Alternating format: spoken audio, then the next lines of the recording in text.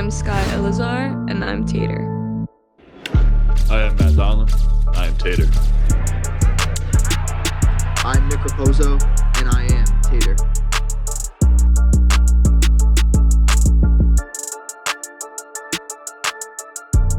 Welcome, everyone, back on another episode of the We Are Tater podcast. Today, we are located in Tampa, Florida at Tampa Prep. Thank you, Tampa Prep, for allowing us to use your facilities and have Quinones and Ryan Gold here today with us to shoot this podcast. We're very excited to get down and dirty with this one. I guess we'll all introduce ourselves. You guys know me, Jeremiah. To the right of me, I got Quinones. Dale. Go ahead. I'll say it. We got a shy one. Goldie. Ryan Gold. Quiones. And this is Freddie Vargas, and We Are Tater. Now this is actually a unique podcast because we usually have only one other guest, but now today we decided it was right to bring two guests because for a lot of you who may not know, Goldie and Quinones both play together on the Blue Jays. And actually, Ryan is his catcher, and Lewis is one of the starting pitchers for the AA team. So they've been together for the last couple of years, and we only felt it was right because they're both Tater guys, and we truly love these guys. They embody the Tater brand, and we love everything they do. So let's dive in. Do you have any questions for the boys yet, or Go for it. you want me to send it? Let me see. This is unprepared. So let's see. I would say, when did you guys actually meet? I don't know. I never knew that. When did you guys meet? Ooh. I think we met back in 2019 when he got drafted. After the season was over, we had a FDL camp, and I think that's the first time I met Q. And I didn't know who he was, and I just walked up to him and I said, "What up?" And he was like, "Hola, what's happening?" Yeah, but I think the first time we got closer was in FDO after the pandemic, 2020, right? When we played each other and with each other. Yeah. That's great, man. Yeah, I think I caught about 7 of his bullpens. I have the bruises to show for it. But him and I created a great bond during the FDL camp in COVID. And then him and I played together in high A and double A in 2021. And, he was a late start in 2021. But once he got to our club, he was pretty dominant. And I was catching him for his first start. And I think he went like 6 shutty with 10 Ks. And Sending it, I love it. After that, I think I was just pretty much lined in with him. And we took it all the way through 2021, and we both had a pretty decent season, and both got called up to AA, and hopefully we can recreate that same year this year. Yeah, I'm totally looking forward to you guys crushing it this year. I know you guys both really work at it, right? Like, we always pick guys that put in the work, that always do the extra, that always are dedicated, that are focused, because those are the guys that proceed and push throughout the hard parts in pro ball.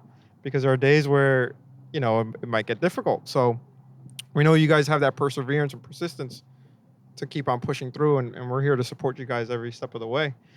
Now, when did you guys, and we'll go Ryan and then Quinones, when did you guys decide that baseball was going to be your thing? Like the thing that you decided that you want to do every day, practice, and pursue to become a professional baseball player? Well, I've always enjoyed baseball, even as a little kid. I played a ton. I don't think I really, started thinking about making it a career until like 12 years old. And that's when I really started to, just play baseball, nothing else. I used to be a big hockey guy, and I kind of gave that up pretty early when I was 12, and kind of just started grinding baseball every single day. It's when I started playing travel ball. And I think that's when, my career really took off, is just when I focused strictly on baseball and, honing in the crafts even when I was a kid, hard coaching and just pretty much as I could do to get better every single day. And, here we are now. And, Yeah. you know, I don't even know how many years later. Fast forward like 10 years later. Feels like a long, long time, man. But, yeah, I mean, we're still chasing the dream, still grinding every day, and just having fun with it. I mean, that's the one thing that you have to do is have fun, because there are a lot of ups and downs in baseball. But, absolutely. you know, the love for the game and just, you know, loving to grind out every single day is a huge part of my life. And, you know, even if you're not a starter, even in pro ball, you still got opportunities. So, you know, you got to always think about that. And that's what drives you. That's what should drive you, at least, is to, one, become a starter, move up, and then, you know, break the bigs and stay there. So Right, absolutely. I think that's the grind, and that's the best part of the grind too. Right. Well, I for completely me, agree. I actually started a little bit late. I started playing baseball when I was 10 years old. Wow. And before that, I didn't like baseball at all. I used to watch it with my grandpa, but I didn't like it. But once I started playing baseball, because in my school, we used to play like you know, lunchtime. We used to play like with paper balls and like all Okay. that. And then I had a friend that his dad had a team, and then he invited me to play in that team.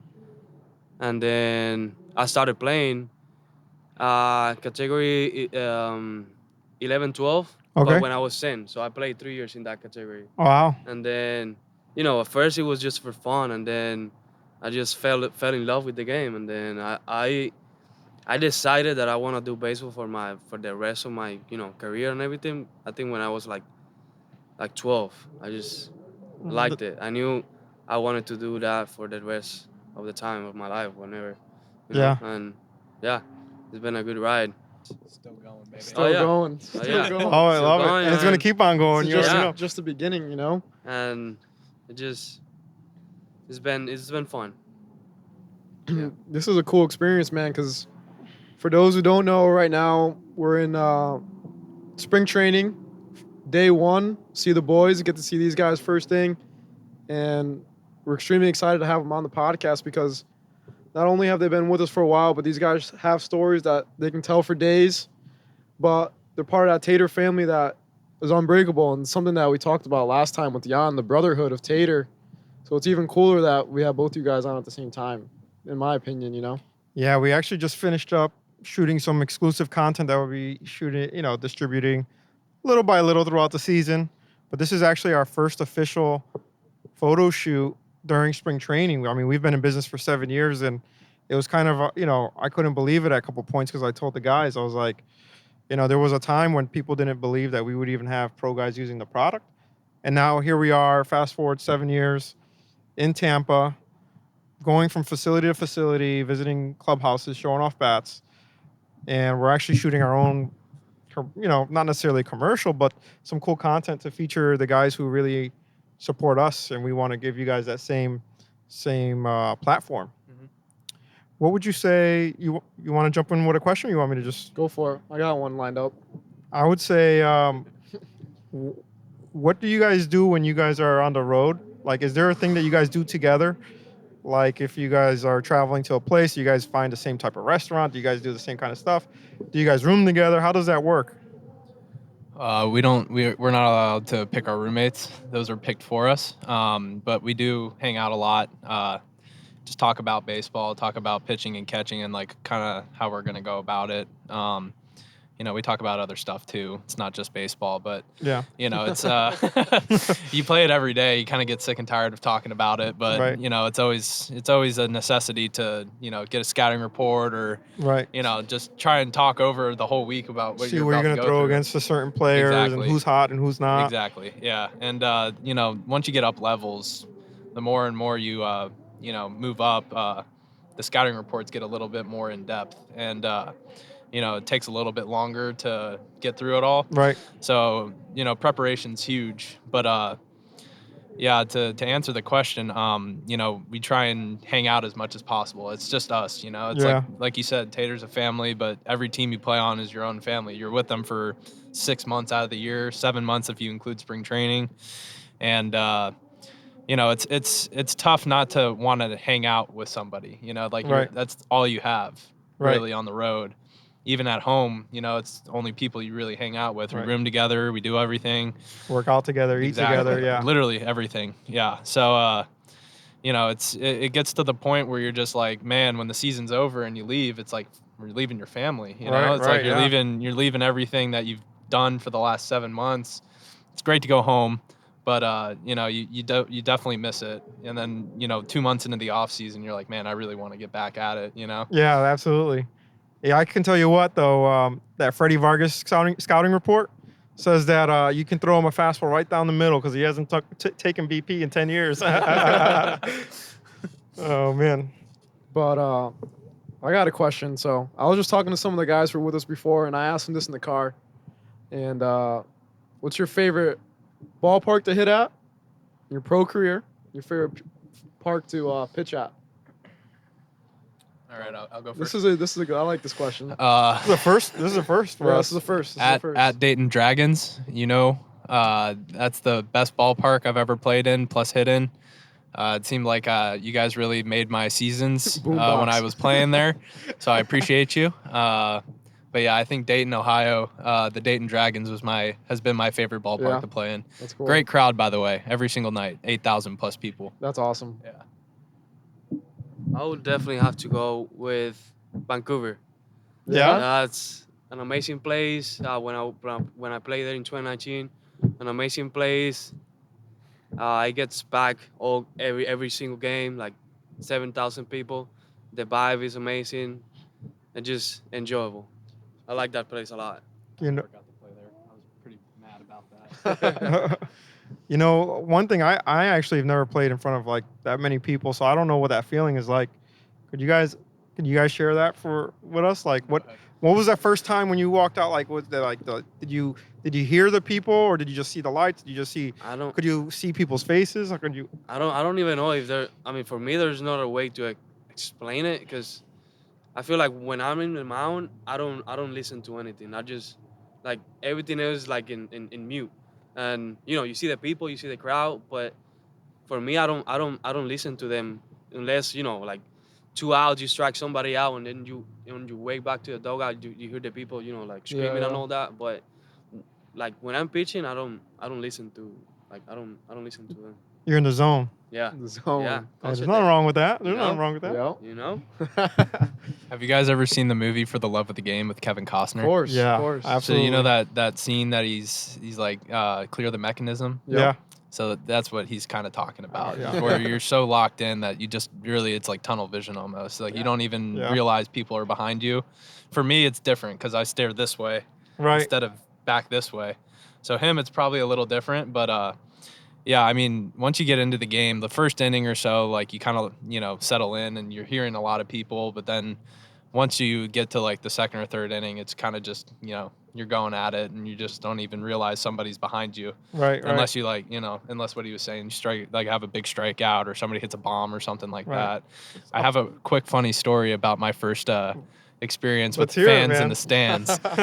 So before they canceled the lower league teams, I played my first season in like real full season team. Yeah. I was in Bowling Green, Kentucky. There's probably about 150, 200 people in the stands. Wow. And that night, it was my first game playing in low A. Okay. And my first at bat, I get a hit. My second at bat, I get sawed off and break my bat and just absolutely shatter it to pieces. Heartbreak. And I'm walking back to the dugout, just minding my own business, and some dude just yells out, "Gold, you suck!" My God. Oh my God. It's like, because nobody, like the places that I played before, like nobody's really said anything. Right. Like just kind of was there to watch the game. Like this was like the first experience I had with like a fan heckling me. And I was laughing because I'm like, really? Like this is my second at bat up here. Like you don't even know who I am. And that was like my introduction to like a lot of fans in the stands basically. Right, and then the next series I played, there was like 8,500 people in tin caps. Oh. And I was like, whoa, walking out to the field, dude. I was just like, wow, this is pretty cool. When they call your name when you're up. Yeah, it was really cool. Yeah. And then it's always good to hear boos. That's when you're on the road, it's great to hear boos. That means you're doing something good. Yeah, they wouldn't care if you weren't doing something right. Exactly. Yeah, but boos from 8,500 people, it sounds pretty intimidating. I'm not gonna lie, but it's cool at the same time. Can you imagine the Yankee Stadium Oh, with 50,000? yeah. Yeah, I wouldn't want to get booed at Yankee Stadium. I don't Yeah. know, man. That's not for me.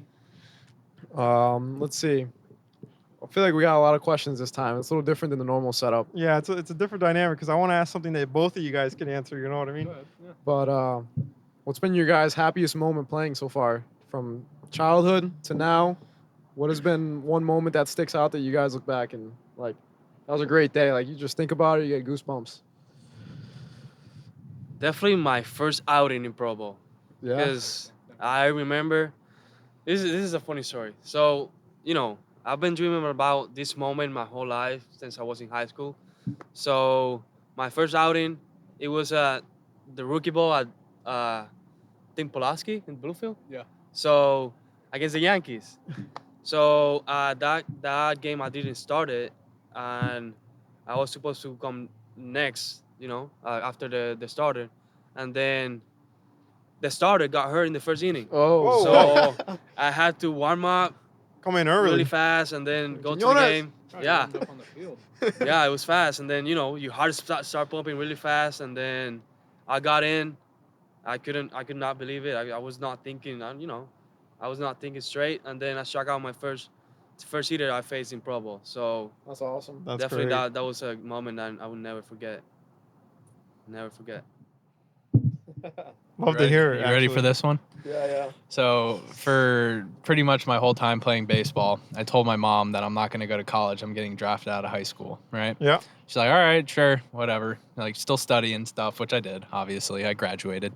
But I think my favorite moment is when I got drafted, Yeah. personally. How did that happen? Where were you at in that moment? I was at home. This is a hilarious story.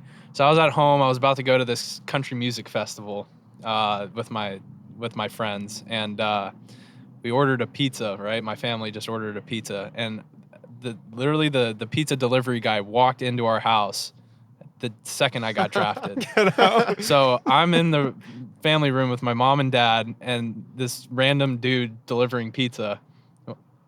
All of us celebrating, right? Let's go. Yeah. So he walks into me running around the house like hyped up, and I'm just like, he's like, "What's going on?" I was like, "I just got drafted." He's like, "What? No way!" And I was like, "Yeah, man." After the season was over, so that was my favorite part. I think my second favorite was my first game. Just realizing that what I worked for, Yeah. it All came those countless true. hours. Yeah. It came true, and after you get drafted, you still got to work hard. But yeah, absolutely. I think the funniest thing after the season was over, I ordered a pizza from there, and he's like, "Hey, can you come pick it up?" It's like, "Sure." And he actually wanted me. He asked for a picture of me in the Blue Jays uniform, and he hung it up on the wall in the pizza Oh, that's restaurant. awesome. Oh, that's and I dope. signed it. Yeah, that's it was awesome. pretty sweet. So that was like a memory that I won't forget. It was pretty awesome. That's great. Yeah. Now you bring that up, like being with family and stuff. I got a question for both of you guys: is who have been the people instrumental?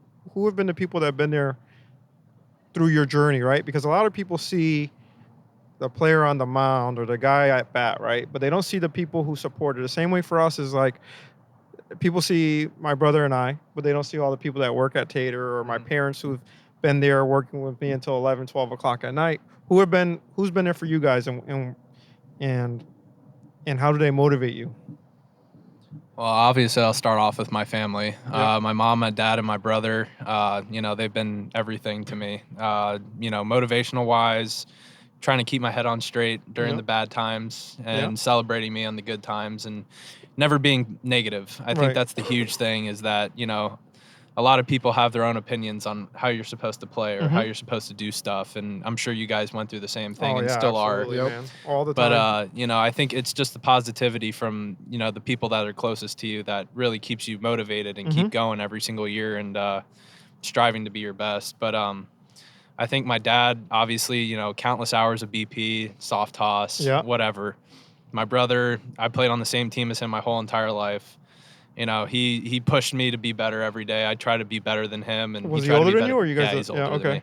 Just a little bit. But so I appreciate them so much, and my mom obviously like taking me to games, countless hours in the car, Yeah. on the phone, whatever.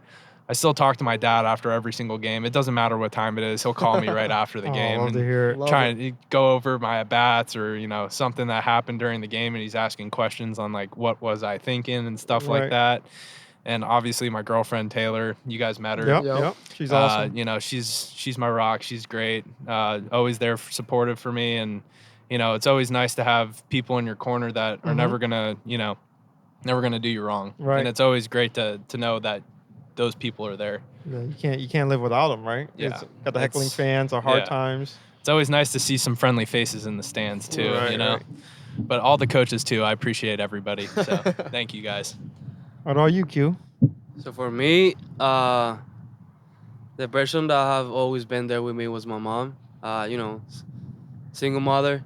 She raised me with my grandpa, but my grandpa passed away in 2010. So after that, it was only me and my mom. So she was only the one taking me to practice, taking me to games, giving me everything and more that I needed. And like I say this now and forever, that everything I am today is thanks to my mom.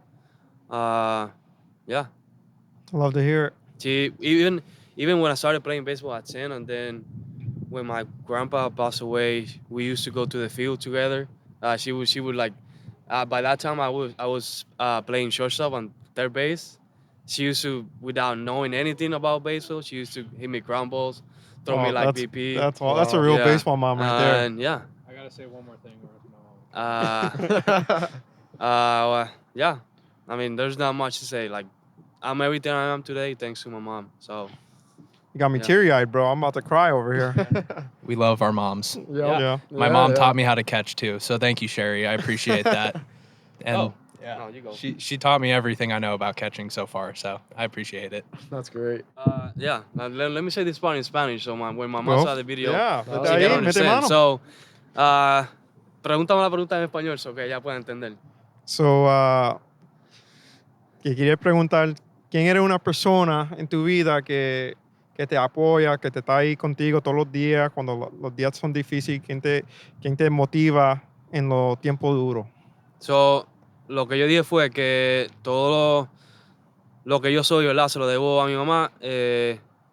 Como madre soltera, me crió con mi abuelo. Mi abuelo, pues, lamentablemente, pues, murió en 2010. Después de que mi abuelo, pues, pasara, siempre ella fue la que estuvo conmigo, siempre me dio todo. Gracias a ella soy quien soy y simplemente se lo debo todo a ella, todo lo que hago es por ella, ella es mi motivación cada día. Y yo espero con el trabajo ¿verdad? Que uno hace todos los días, hacerla súper feliz, súper orgullosa y todo lo que hago es por ella. Qué bien, qué bien. And yeah, I want to say something about my mom because I know she's listening, right? I was about to You jump know? in. We could. My mom has been there for my brother and I every step of the way, like since I could remember. 3 or 4 years old, traveling, cooking for us, Ball games. ball games. I mean, washing your uniforms, doing whatever. Oh, Doing the things that often get overlooked, right? And sometimes I think to myself, like, man, I couldn't do it without her. And even till today, for when we run Tater, my mom is there behind us, helping us pack boxes or keep reminding us of things, because we always, believe it or not, like once we leave the shop, we don't stop working, right? So my mom knows everything that's going on with Tater, and she's like, "Oh, how's so and so doing? How's this? Or how's that order coming along? Or how's this guy doing? I haven't seen." So she's there, and she's like the mom of moms, right? Because she's like, our mom's worried about us, and she's worried about the players, which is even bigger, Yeah, it's great because it's like when your mom does everything, you don't got to worry about it, right? So you can just focus on what you got to do. Exactly.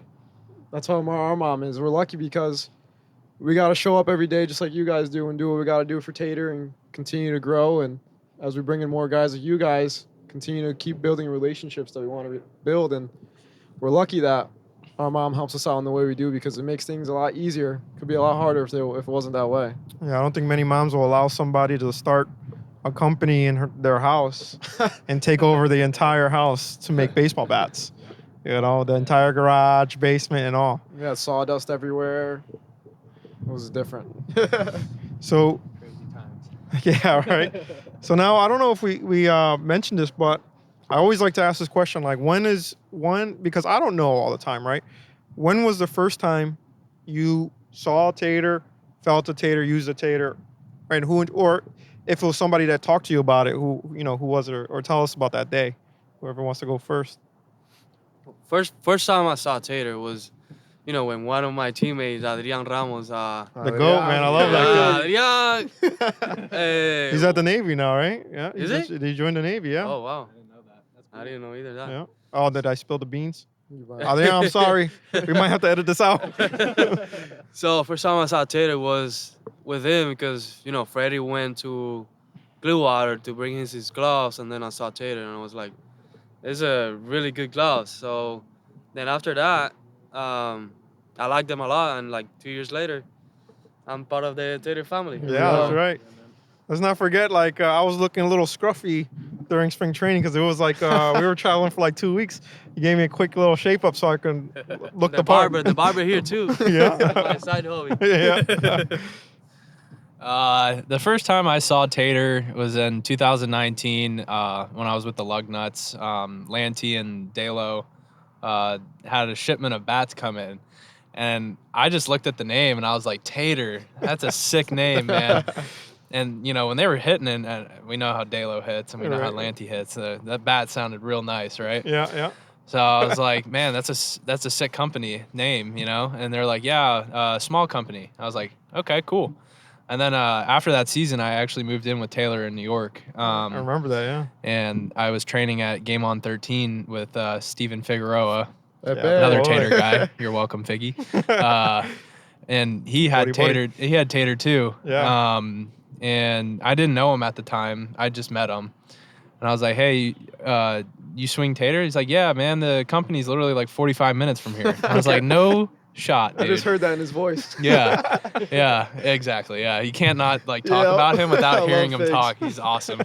So I was like, "Hey, can I swing it a little bit?" And I forget what model I used, but I took one round of BP with it, and I think I DM'd you right after I was done. Yeah. And I was like, "Hey, man, like I'm Ryan Gold. I'm with the Toronto Blue Jays. I'm here with Figs, and he just let me use his bat, and I want to order like 12." And then I think the next week I came up and saw you guys for Yeah. the first time and met you, and that was a great experience. Shop's awesome. If you guys have never been there, I highly recommend it, and I'm excited to see the new one. Yeah.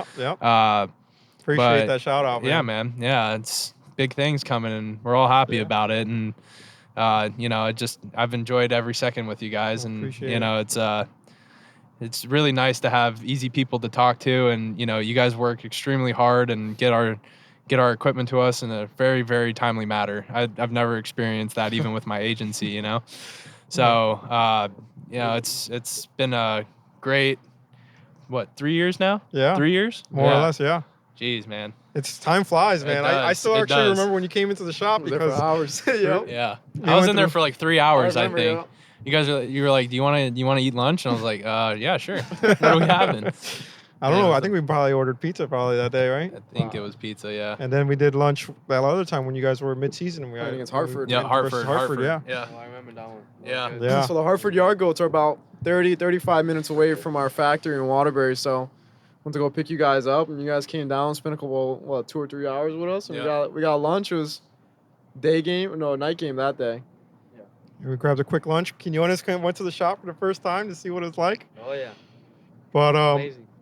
you brought up Figs, right? So when I think of Figs, I think the way he plays baseball, like the way he is on the field. And one thing I never told you guys before is that when we went to go watch you pitch and you were catching for him, so I didn't know what you guys' demeanor was going to be on the field. And as soon as I saw, I was like, wow, Maya can tell you, I was like, Yep. yo, I didn't know Ryan had so much swag. You know what I mean? It was like at the plate. And then same thing for you, Q. I was like, this guy shows that he can dominate on the field. So Dominate. By the way, that game I threw like 5 innings, 10 punches. Yeah. Just letting you know. just let everybody know. Well, now that you bring that up, right? Now you bring that up, something stuck out to me when Ryan was telling the story about it was your happiest moment. When I asked you that question, you said, I was telling my mom that I was going to get drafted out of high school all the time. And that's part of that demeanor, Undeniable. that mindset that we've talked about a couple times, that you got to almost see it to believe it, and also tell yourself every day that's going to happen, and it will. Yep. The motivation. Won't come true unless you put it into words. You That's know what I right. mean? 'Cause That's then right. once it's out there, you never know what's gonna happen. You got to stay true to it. Exactly. Yeah. But even if it doesn't happen in the time you want to, that doesn't mean it's not gonna happen. Right. You know, like you always have to stay positive and doing what you're supposed to do to make it happen. Mm-hmm. Yeah. No. Edit that out. Yeah, we could edit it. But how? Let me ask you this question: the demeanor on the field, was that learned or was that natural to you guys? Did you guys have a role model? How you Como play. tú actúas. Como tú juegas, como tú te presentas en el field, ¿cómo tú lo aprendiste o es natural? I would say the way I see that is like even more you're defined probably not as much as what you do in the field, but Mhm. what you do off the field. And something that I learned from like former big leaguer Woody Williams, he actually played with the Blue Jays. He was my pitching coach in college in San Jack, my last college that I went to. Something huge that I learned from him was you can have all the talent in the world, but if you don't have good work ethic, it's just not You're not gonna gonna work go. out. Yeah, absolutely. If you don't have good work ethic, if you're not dedicated, if you don't do all the stuff you're supposed to do, if you don't do things right, you're not just gonna make it. And for me, like the work ethic is everything because you can do everything else, but if you don't have good work ethic, it's not gonna work It's not out. gonna work out. Yeah. Very true. I think honestly for me, it's at a young age. I'm a grinder. You know, Yeah, I could tell, I man. just love playing Right baseball away. hard, as hard as I can, honestly. And it's like everybody says, don't regret not giving it your all on the field. Like leave Mhm. it all out there. And every day it's like, yeah, it could be your last day. You just never know. And Mhm. especially in pro ball, stuff happens all the time. Yeah. And Yeah. it's like, do you really want to regret at the end of the day that you didn't give it 100%? Right. Even a ground ball back to the pitcher and you don't run it hard down Mhm. the first baseline. Like that could be your last at bat you ever take in minor league or big league baseball. Right. And that's what you got to live with for the rest of your life, No. Yeah. So it's like at that point, it's like, why not go 100%? Yeah. And I think that plus the, underdog type of mentality and Mhm. never thinking that you're given stuff, it's always earned. Right. I think that's what makes you play a lot harder too. Is just, the grinding mentality of baseball, going into the field every single day to get better and not just go through the motions. I think that's the part that makes you play harder. And Right. I think when people understand, like when you just have, ask stuff, Yeah. it's not getting you better. Right. It's only hurting you. So Right, it's right. like every swing you take have a purpose. Every pitch you throw have a purpose. Right. That's the And only people way are you get watching. better. You never know who's watching. 100%, Right? man. 100%. Maybe that's the day they are considering bringing you up, and you're, maybe you went out It's last all- night or yeah. whatever. You're not. It's all really about there. attitude too. Right. You're not going to have great days every day. Mhm. But if you give it 100% and you go 0 for 3 with 3 Ks, You just- if you're okay next- with that and you act like a professional and you go through, you just, you wipe it off, go to the next day, Right. and that day you hit 2 homers, and then guess what? Maybe you get called up. Right. Maybe you start now. Maybe you're a starter. 3 for 10 is a quite great You're average. a Hall of Famer, man. Yeah. You're a Hall of Famer. Right. You just never know what's going to happen. So why not give it your all every single time you go out on the field? I think that's some great advice that a lot of folks, even ourselves, could use, because there's some times where you're not really feeling it, right? And it's anyone, right? Baseball players at any level, high school, college, professional, at the big leagues level, even indie. Like, you never know who's watching, right? Mhm. And this is a sport that's not very easy to play. You got to dedicate a lot.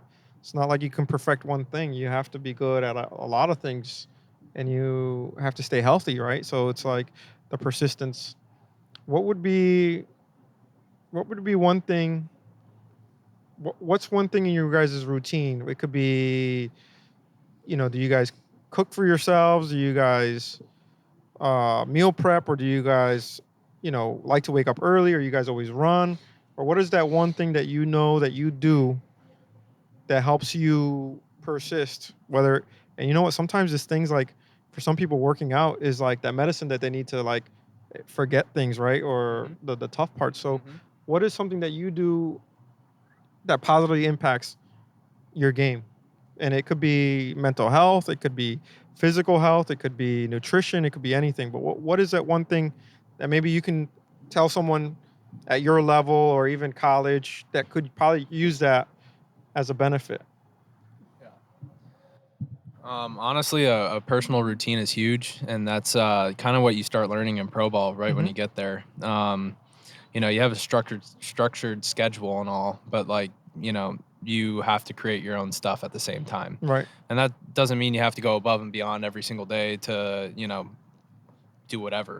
It's like whatever helps you get on the field, stay healthy, stay on the field, come back the next day and be able to do the same thing over and over again. Right. So like for me personally, it's as a catcher, I have to be super flexible, right? So every morning, right when I get into the field, I'll eat breakfast and then go straight to stretching. Like I'll stretch for a good half hour, 45 minutes, however long I can do it for, before I have to go start something, That's, for me, is what prepares me to take a brutal beating every single day. Thank you, Q. It's not an easy job. Yeah. He could tell you from his last bullpen he just threw how many balls I had to block in a row. Right, buddy? Yeah. So that's hilarious.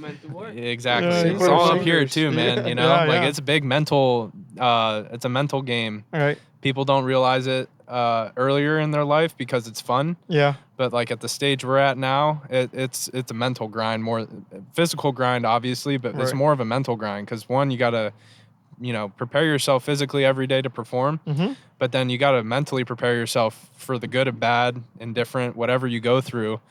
And then you got to come back and do it again the next day, Yeah. So like what you were talking about, mental health is huge for our organization. We have mental health coaches all over the place. That's great. And it's just to talk, it's for you to like create your own mental routine to get you ready to go and compete hard. Yeah. And Get it that's just as big as, a stretching routine or like a hitting routine or whatnot. Because if you're not mentally prepared in like early work or when you're catching a bullpen or when you're hitting BP and you just go out there nonchalant, just go and hit, like you're not really doing anything for practice yourself. how you play in all aspects. Yeah. You're just trying to get yourself ready to go play in a game. And then that carries over to the season, and what you do in spring training, if it's not good and you carry that over, then you're probably not going to have a lot of success during the year. Right. So it's like find stuff that works for you. If it works, keep doing it. If it doesn't work anymore, find something new. Right. Yeah. That's it. It's always it's a game of adjustments. Yeah. And you'll say that it doesn't matter how much baseball changes. It's always going to be a game of adjustments. Absolutely. So yeah, I think personally for me, stretching routine. Stick to one hitting routine. If it works for you, obviously go after it. Right. I only have 3 things that I do for my hitting routine, and that's it. And then I get into it. Simple is best. Right. Personally. Keep it consistent, yeah. Consistency will get you to where you want to go. And if you can consistently do good or play well, then, you're going to see that your numbers start building and building and building. It's a compound effect. And then if you have, if you get in a slump, you have something to fall back onto, that you knew that worked and got you right and got you where you wanted to be, and then fall back into it, believe in it, and then go back at it. And I think that's the biggest thing is that people, once they experience failure, they wash the whole board and they try and start stuff new. Right. And then it's like you're starting from scratch while you're trying to face 98 with a devastating banger or a splitty that drops off the face of the earth every day. No, I've seen it. And it's like filthy. it's like how are you supposed to do a new hitting stance or a new routine and then go compete against guys like him and expect to do well? You're just not going to do it. It's not. And guys in college, I'm sure they create routines. High school guys, if you don't have one, I highly recommend to start doing it now. Even before high school, because once you get every level, it gets harder and harder. And it demands more and more and more. So do yourself a favor and start doing stuff now. If you're not, then ask somebody that that's at a higher level. Right. Yeah. I give lessons all the time in the off season, and it's from like ages 5 all the way up till college, you know? And the same question I ask every single person is like, what do you work on every day when you hit? Like, what are you trying to get out of this Some session? people don't even know. I get blank stares all the time. Right. Yeah. So I'm like, do you have a tea routine? What's a tea? Wow. You know? Okay, so now we're starting from scratch. Yeah. Guys We're gonna start a routine. Yeah, and this now is we're what you're gonna. hold to. This is where we're gonna start, and then we'll get into me front tossing or throwing Right. overhand. Because if you can't start on a tee, then you're lost. People you just know? want to hit cage bombs sometimes, you know. Those are fun, but hey, you don't get cage bombs if you don't start from somewhere. You know what I mean? Right. So yeah, I mean I think that's the most important thing, honestly. What about you, Q? What is your routine? Well, first of all, I don't think I'm gonna be that long. But so I mean, you know, like I feel like you have to have some kind of routines, everyday routines. Something. I mean, I agree with Goldie. You have to stretch. Like I do my stretching routine every day, pre-throwing routine every day. But something that's been huge for me for the last season was sleep. Like Sleep is big. like you cannot pretend to be at your 100% every day. If you get 4 hours of sleep, you know. Oh yeah. Like that was something big for me, but because if you get out of a game at 11 p.m. and then you're on your phone for 3 hours, you go to bed at 2 p.m. and then to wake up at 8 or something like that. Yeah. You're Oof. not gonna be at your 100%. So a routine that was big for me last year was trying to go to bed early. Like don't be in my phone late and just go to bed early so I can get my rest, my recovery in, and be ready for the next day. You know what? With that being said, I think we shared a lot of good content with folks, and it's thankfully we're under the lights here at Tampa Prep again. Thank you to the Carlsons who have been so kind to have us here and be with us for the entire day and let us use the facility. Always helping us out. Always Since helping we were us out. kids. Yeah, every spring training we Yeah. find they find a way to be a part of Tater, and we appreciate them so much. Cam has been working with us a lot, their son, and I think there's a lot of good content that we said here on today's podcast. I'm excited to release it.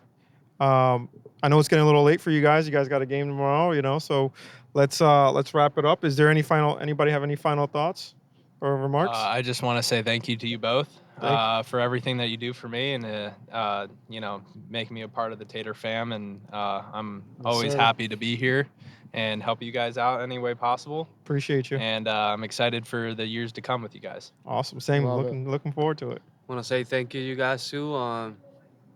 We're a family now, and we're That's gonna it. keep doing it. Make history together. Yes, That's sir. it. Yes, sir. Yep. Well, that's it. And Growing. That's it. for sure, what we're gonna do is Don't forget Pops. Oh yeah, Pops. Well, today was a mom podcast. Pops always gets a shout out. Pops gets a lot of shout outs, but mom needed some love in this one. Yeah.